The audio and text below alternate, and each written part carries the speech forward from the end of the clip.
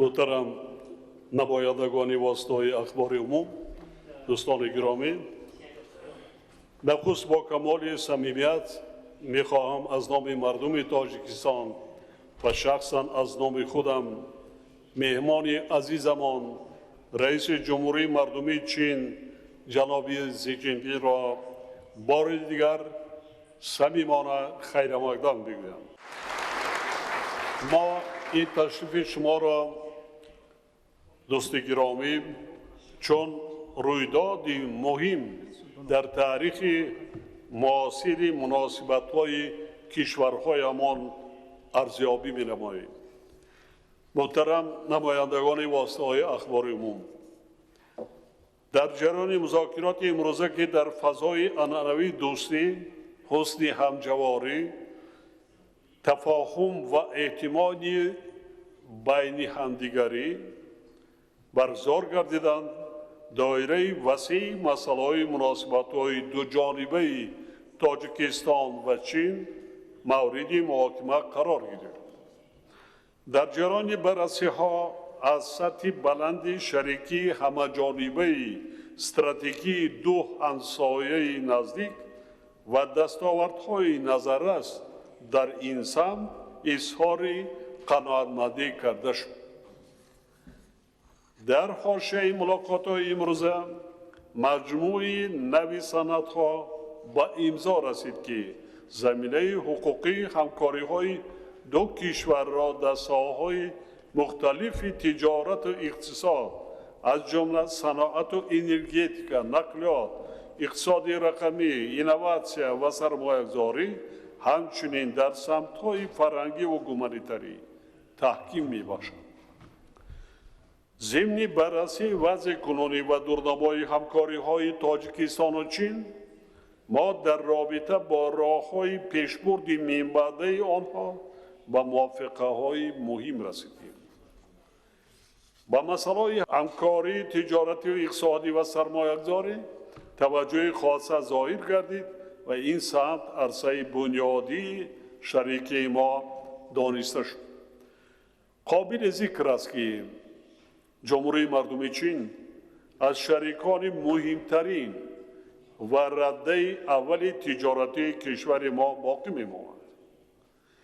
گردش مال میان کشورهای ما سال گذشته نسبت به سال 2022 به اندازه زیاده از 24% افزایش یافت.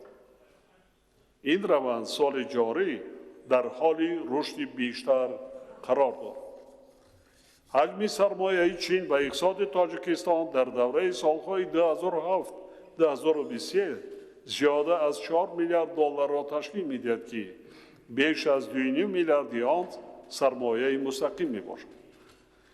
شرکت‌های زرافشان، زیجینگولد، مجموعه صنعتی بافندگی، جونتای دنگره سینسیلو تکستیل، خواکسین سمنت یوان و ده‌های دیگر نمونه روشنی همکاری‌های ثمربخش سرمایه‌گذاری دو کشور محسوب می‌یابد.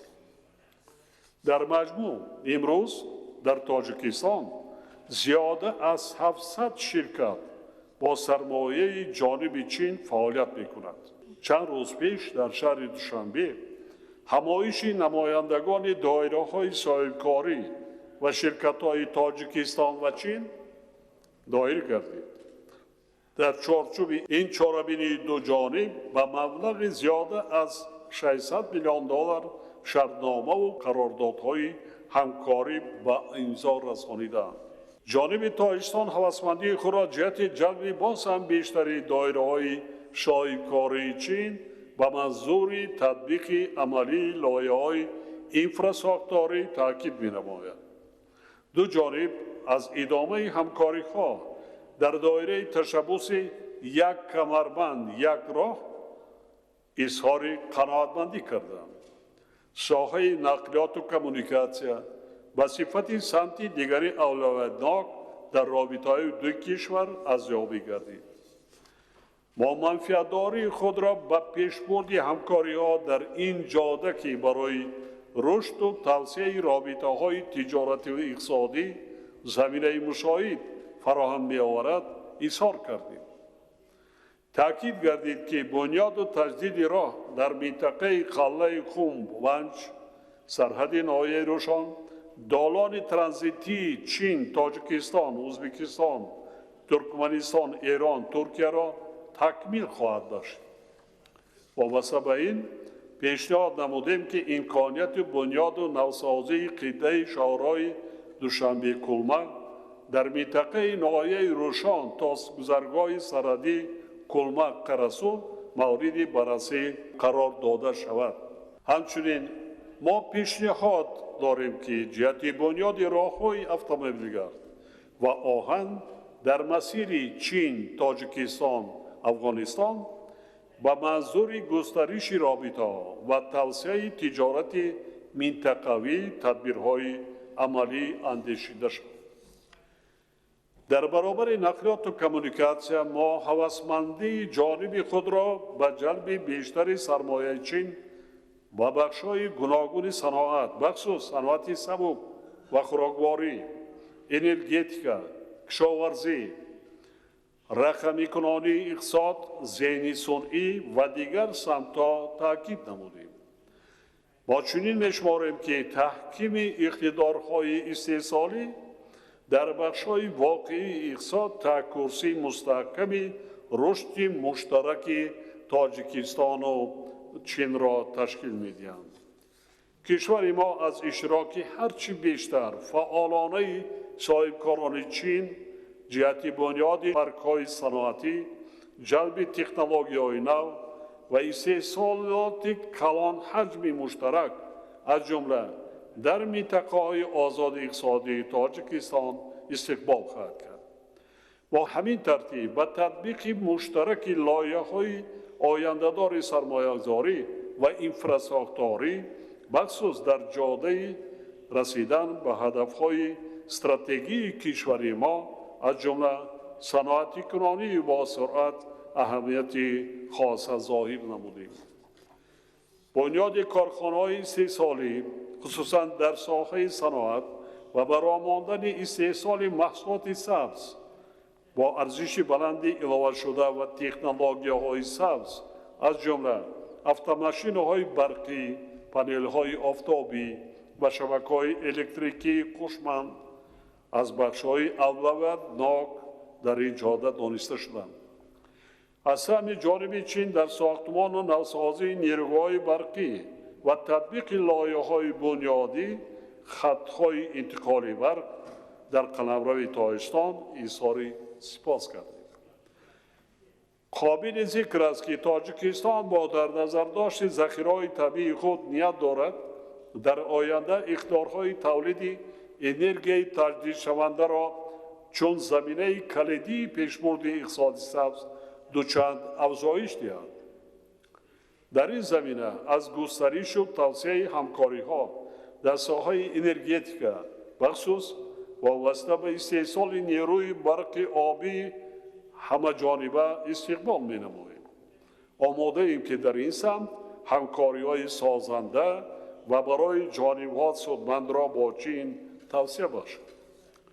ما از روند مثبت همکاری‌های بین پارلمانی و وسعت یافتن رابطه‌ها میان مقامات قانونگذار کشورهایمان اظهار قناعتمندی می‌نماییم.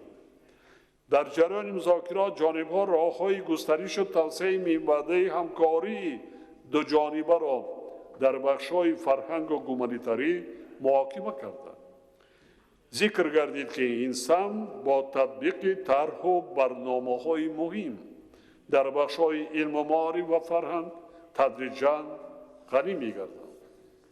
ضمن اظهار سپاس از بورسیه‌های تحصیلی دولت چین که با استفاده از آنها امروز بیش از 5,000 جوانان ما در مکاتب عالی چین تحصیل می‌نمایند. خواستار بررسی امکانیت زیاد نمودن شماره آنها گردیدیم. ما از توسعه و تحکیم منبع همکاری‌ها در ساحه داروسازی و عموماً در تندرستی بخصوص در بخش پیشگیری و نظارت اپیدمیاها، طب معاصر و عنعنوی ҷонибдорӣ намудем. Тоҷикистон ҳамкории самарабахши худро бо чин дар соҳаи амният муҳим медонад ва онро шарики боэътимод дар ин самт меҳисобад. ҳамкории мо ба хотири мубориза бо се нерӯи бадӣ – терроризм, ифротгароӣ ва ҷудоихоҳӣ, ҳамчунин зуҳуроти тунгароӣ ва ҷинояткории муташаккили фаромиллӣ, аз ҷумла гардиши ғайриқонунии маводи мухаддир ва киберҷиноятҳо, ҳамчунин дар соҳаи таъмини амнияти иттилоотӣ густариш меёбад. мо аз натиҷаҳои мусбати ҳамдастии ҷонибҳо дар мавриди муқовимат ба таҳдиду хатарҳои глобалӣ қаноатманд буда, аз идомаи ҳамоҳангӣ ва ҳамкории мақомоти соҳавии давлатҳоямон дар ин арса ҷонибдорӣ менамоем. дар мулоқоти имрӯза оид ба масъалаҳои мубрами минтақавию байналмилалӣ мубодилаи муфассали афкор сурат гирифт. тоҷикистон ки ҷанги шаҳрвандиро аз сар гузаронидааст, ҳамчун кишвари сулҳпарвар ҷонибдори ҳаллу фасли осоиштаи ҳамаи низоъҳо мебошад. дар заминаи муҳокимаи вазъияти имрӯзаи минтақа қазияи Афғонистон мавриди таваҷҷӯҳи мо қарор дошт. вобаста ба ин таъкид карда шуд, ки мо ҳамсояҳои Афғонистон ба истиқрори сулҳу субот дар он беш аз ҳама манфиат дорем ва дар ин раванд таъсиси ҳукумати воқеан ҳамашумулро омили калидӣ мешуморем. кишварҳои мо дар чаҳорчӯбаи Созмони Милали Муттаҳид, Созмони ҳамкории Шанхай ва дигар созмонҳои байналмилалию минтақавӣ ҳамкориҳои фаъол доранд.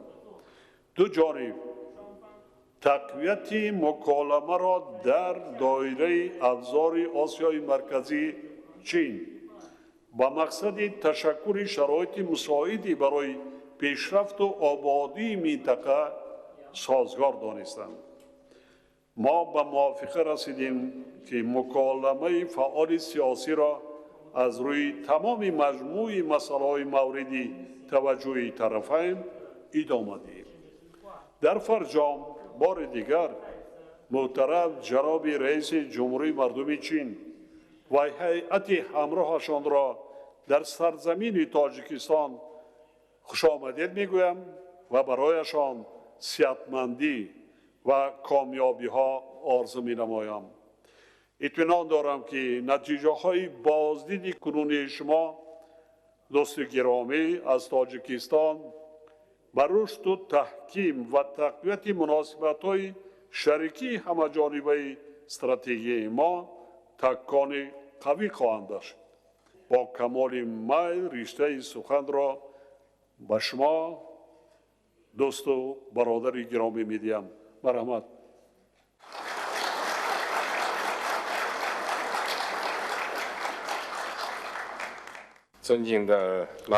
Уважаемый президент Эмомали Рахмон, уважаемые представители СМИ, рад с вами встретиться.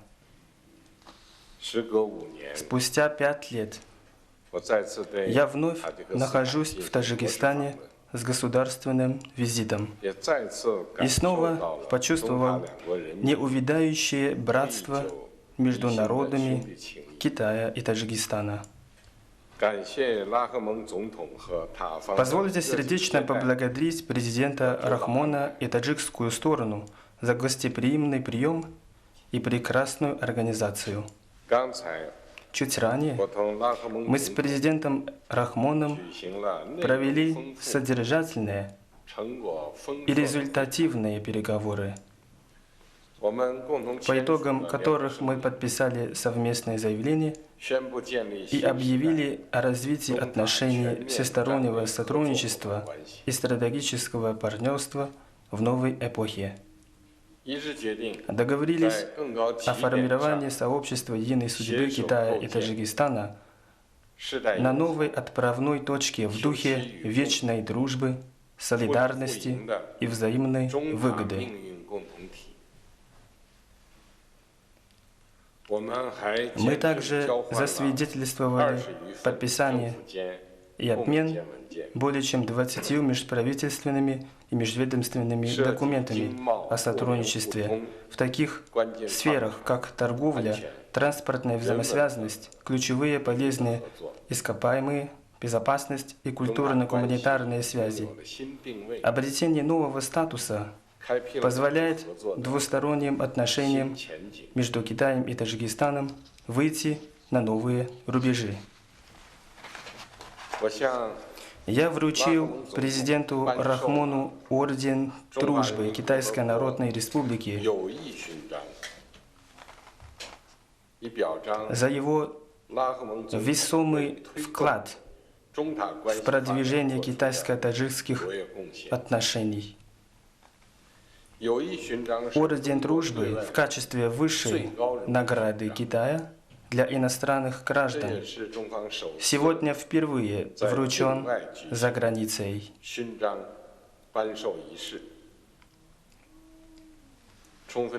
Что наглядно свидетельствует о глубоких чувствах китайского народа к президенту Рахмону и таджикскому народу. Стороны будут и впредь твердо продвигать дружественное и взаимовыгодное сотрудничество, решительно поддерживать друг друга в выборе модели развития в соответствии с собственными реалиями, а также в усилиях по отстаиванию суверенитета, независимости и территориальной целостности. Как бы ни менялась международная ситуация, Китай навсегда останется доверительным другом, надежным партнером и близким братом Таджикистана.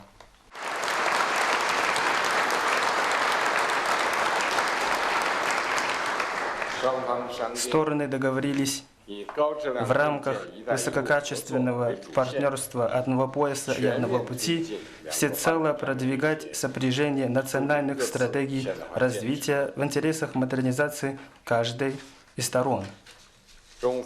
Китай готов увеличить ввоз качественной таджикской продукции, повысить и масштаб, и качество двустороннего торгово-экономического сотрудничества. Следует и дальше наращивать кооперацию в области транспортной взаимосвязанности.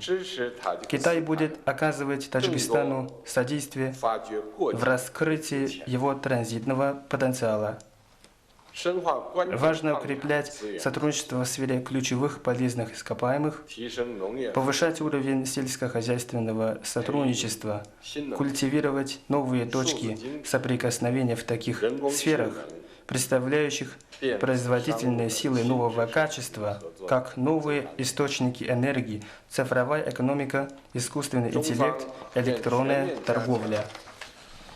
Стороны выразили заинтересованность во всесторонней активизации культурно-гуманитарного сотрудничества в интересах упрочения общественной основы многовековой дружбы двух стран. Следует полностью раскрыть потенциал китайско-таджикского центра традиционной китайской медицины и мастерской Лубани, ускорить взаимное учреждение культурных центров, поощрять обмены в линии молодежи, СМИ, мозговых центров, женщин и в сфере образования. Стороны условились и впредь укреплять взаимодействие в сфере безопасности, вести решительную борьбу с ИТВД и другими организациями трех зон, защищать безопасность общей границы двух стран, однозначно выступать против вмешательства третьих сторон в наши внутренние дела, совместно отстаивать безопасность и стабильность в регионе. Стороны договорились наращивать обмен и координацию по афганскому вопросу, совместно участвовать в механизмах афганского урегулирования, подтолкнуть новые афганские власти к формированию инклюзивного правительства, которое будет проводить умеренную, взвешенную политику, сосредоточить усилия на развитии страны и благосостоянии народа, решительно бороться с терроризмом и выстраивать внешние связи на основе добрососедства и дружбы. Стороны дали высокую оценку конструктивному взаимодействию в формате Китай-Центральная Азия, выразили готовность на основе прагматичности сделать данный механизм более эффективным и повысить его авторитет. Китай в рамках своего председательства будет принимать у себя следующий саммит. В связи с чем мы ожидаем участия в нем президента Рахмона для совместного обсуждения плана дальнейшего развития организации. На фоне мировых перемен международное сообщество тем более нуждается в укреплении сплоченности и взаимодействия. Китай выступает за равноправную и упорядоченную многополярность мира и общедоступную инклюзивную экономическую глобализацию. Мы готовы с таджикской стороной активно реализовать инициативу по глобальному развитию, инициативу по глобальной безопасности и глобальную инициативу цивилизации, чтобы внести наш совместный вклад в дело мира и развития во всем мире. Уважаемые журналисты, благодарю всех вас за большой труд в освещении моего визита. Будем рады тому, что вы будете продолжать повествовать о китайско-таджикской дружбе и прилагать свои усилия для дальнейшего развития китайско-таджикского всестороннего стратегического партнерства. Благодарю за внимание.